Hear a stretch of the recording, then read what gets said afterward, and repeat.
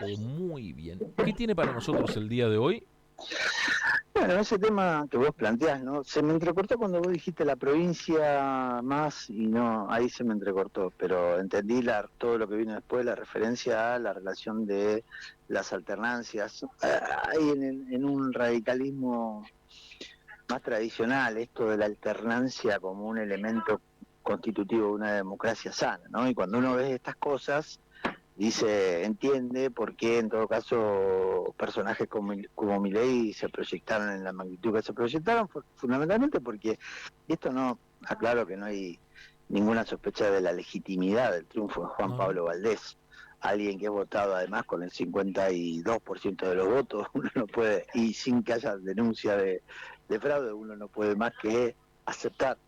el, el mandato popular, digamos, lo que dijo efectivamente en este caso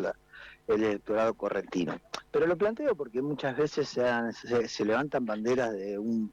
republicanismo falso, a mí me gusta llamarlo un republicanismo de cotillón, que a la hora de la verdad o de jugar en la cancha en las grandes ligas, muchos protagonistas que plantean o se rasgan la vestidura en ciertas etapas históricas, insisto, a la hora de la verdad parecen olvidar esa sucesión de hechos que declamaban en algún momento. Yo me vengo a Santa Fe, yo recuerdo los históricos planteos de personajes como Pablo Hapkin, o que tenía mayor visibilidad en su juventud, o el propio Maximiliano Puyaro, a partir de pertenecer a la Franja Morada, y lo que planteaban con respecto o no a la previa de lo que fue la reforma constitucional del 94. Y alguien me dirá que pasaron 30 años. Sí, pasaron 30 años, pero estos personajes ya jugaban en política. Y lo que se decía respecto de la reelección o no de Carlos Menem, si se debía habilitar o no ese primer mandato entre el 89 y el 95, para ver si se le legitimaba o no la reelección en esa instancia, y los planteamientos judiciales que decían que había jurado por una constitución y que no podía ir por una segundo mandato. Bueno, la reforma del 94 hizo lo que hizo con la creación de una cláusula transitoria. En Santa Fe acabamos de asistir a que la constituyente también habilite en los mismos términos a Puyaro, y lo traigo con relación con Corrientes porque vos lo explicaste claramente, la sucesión de nombres propios y cómo de Gustavo Valdés ahora hablamos de Juan Pablo Valdés, ¿no?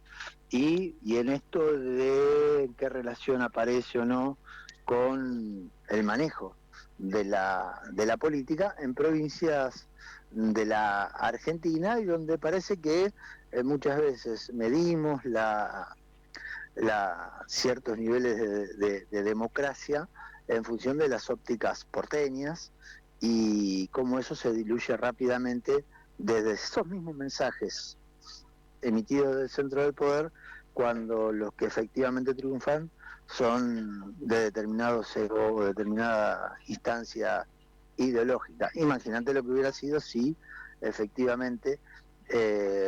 cualquier candidato del peronismo, desde la lógica porteña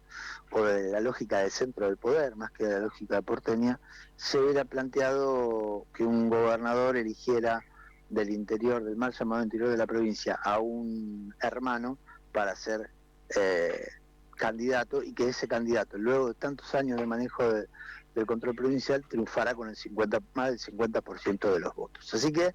dicho esto, insisto con la idea que nada opta o nada marca una hipotética ilegitimidad Ujú. del triunfo de Juan Pablo Valdés, y que deja, sí, objetivamente, muchos también elementos para el análisis. Vos hablabas 30 puntos de diferencias con el peronismo, indudablemente ahí el peronismo tiene desde hace años un severo problema en la construcción de Sí, una sí. agenda. Vos lo marcaste, gobiernan la provincia desde el año 2001,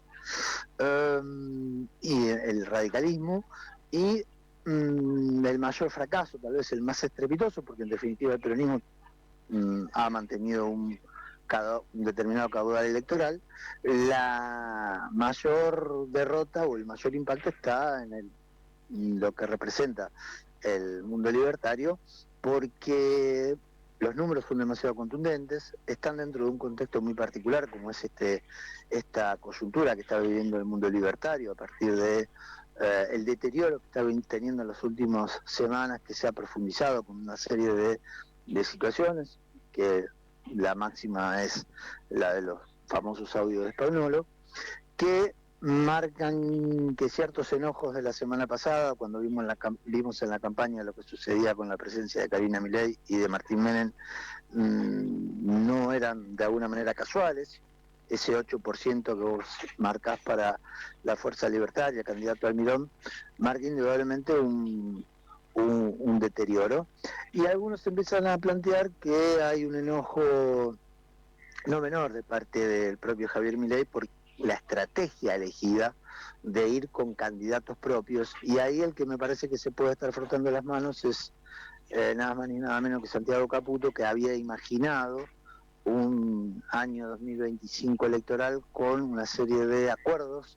con dirigentes cercanos, y que prevaleció la estrategia de Lule Menem y de Karina Menem de hacer crecer el partido y diseminar en todo el país candidatos propios. Y no hay que dejar de poner en la óptica, para completar el análisis, que efectivamente Gustavo Valdés, el verdadero jefe político de Corrientes, había tenido hasta hace muy poco, cuando cerraban las listas, diálogos sostenidos con el propio libertarismo para ir de alguna manera unidos en esta contienda, lo cual le hubiera dado, y esto es todo contrafáctico, pero los hechos son lo suficientemente contundentes como para proyectar un poquito, le hubiera dado un triunfo muy contundente al mundo libertario en una instancia política que lo está necesitando como el agua, porque podría haber disfrazado un triunfo compartido de alguna manera con el núcleo Valdés, y no estaría en esta circunstancia de tener nada más ni nada menos que un candidato que sacó el 8% de los votos en el peor momento de la gestión libertaria. Así que me parece que esas son las señales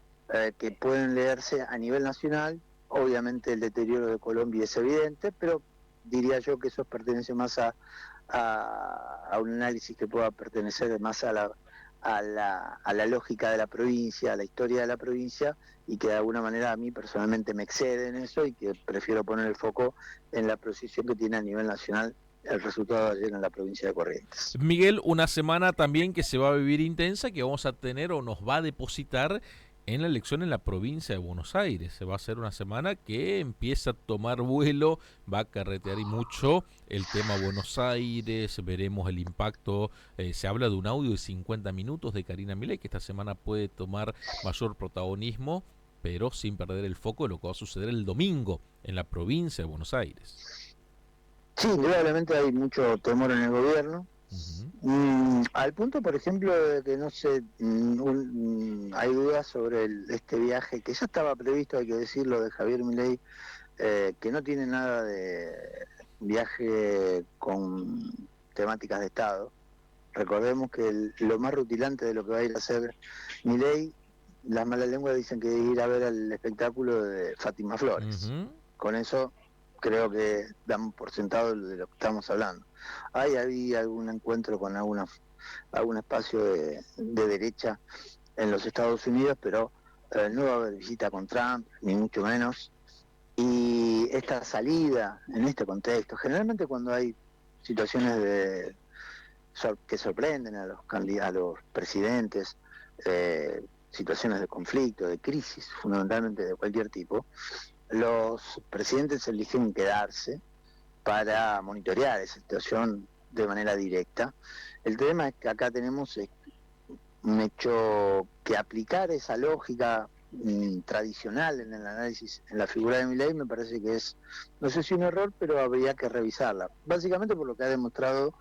Javier Milei como fenómeno político, donde tiene muchos condimentos propios,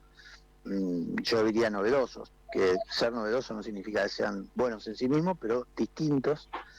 y que tiene que ver con esto, que un presidente, en el formato tradicional del análisis, un presidente que se va en este contexto, es que está de alguna manera huyendo, y está dando una mala señal. Bueno, Javier Milei tiene el condimento de que él no es el personaje que monitorea la política, como hacen generalmente los jefes políticos, los presidentes, que dicen, no, yo me quedo ante un escenario de crisis para monitorear la crisis y también para monitorear lo que es una elección tan importante como la de Buenos Aires, dentro de 7 días, que se disputa, se da en el escenario en un marcado deterioro del oficialismo y con el agregado en el dato concreto de por sí Buenos Aires tiene un peso propio, peso específico propio importante, pero se da con el agregado de que es con un par de elementos muy interesantes, digamos. El primero es que se da contra Javier Milei, contra Axel Kicillof, que es el candidato que pareció ponerle en el centro de la escena durante mucho tiempo Javier Milei. A diferencia de ponerla a Cristina Fernández, que muchas veces Milei en estos 2 años miraba para otro lado cuando tenía que hablar de Cristina, siempre Axel Kicillof estuvo en el tratado de poner en el centro de la escena desde la descalificación siempre, ¿no? Y el otro elemento que me parece importante respecto del propio Kicillof es que tengamos en cuenta que hubo toda una discusión previa al interior del peronismo, fundamentalmente si se iba a elecciones desdobladas o elecciones concurrentes. O sea, esto es si en provincia de Buenos Aires votaban el mismo día que en las elecciones nacionales, como se ha hecho históricamente. Bueno, la decisión estratégica del propio Kicillof de votar de manera desdoblada hará que una derrota o un triunfo o lo haga pagar esa derrota, el costo de la derrota, o el triunfo lo potencie. El punto es que, según empiezan a dejar trascender por allí, y esto hay que tomarlo muy con pinzas, se habla de una mejor elección, me niego a dar números, pero una mejor elección de parte del peronismo. Con lo cual, el gobierno se enfrentaría a la situación de una nueva derrota, y con una potenciación de la figura de Axel Kicillof, que en 2 años se le terminó el mandato en la provincia de Buenos Aires y no podría ser candidato a gobernador otra vez, con lo cual su sueño o su idea o la idea de los sectores cercanos al kicillofismo de tener un Axel Kicillof candidato a presidente, no digo que se allane totalmente, pero cobraría mucha fuerza. Así que el escenario no es precisamente el mejor para el gobierno y nos preparamos a una semana que puede tener muchísimos elementos, entre ellos yo diría la segmentación de estos 50 minutos de audio, donde efectivamente termine siendo un desgaste muy marcado para el gobierno, que pasó el fin de semana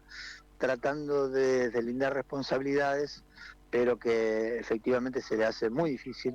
mover la agenda de estos